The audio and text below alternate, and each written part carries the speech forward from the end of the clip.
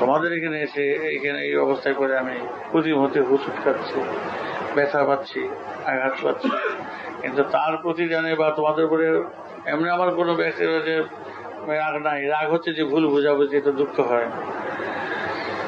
এমনি যা কিছু তোদের মারধর করি বা যা কিছু করি আমার নিজের দুঃখকে লাঘব করার জন্য, যে ওরা কি হবে না হবে জানি না, তৈরি হবে না হবে জানি না, ভুল করুক, এত ভুল বুঝে, এত অল্পতে আঘাত পায়, এত অল্পতে মনক্ষুণ্ণ হয়, এত অল্পতে অভিমান হয়, এত অল্পতেই হয়ে যায় যে তারা কোনো বিচার করে না।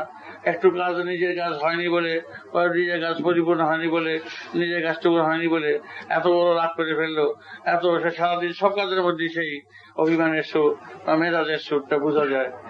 আমার তা কখন হচ্ছে না। আমি যখন যে বিষয় নিয়ে রাগ করতাম, রাগ আসতো মানে দুপুরে, তো সেটুকু পর্যন্ত শেষ, তারপর একটু আমার তার উপর থাকতো।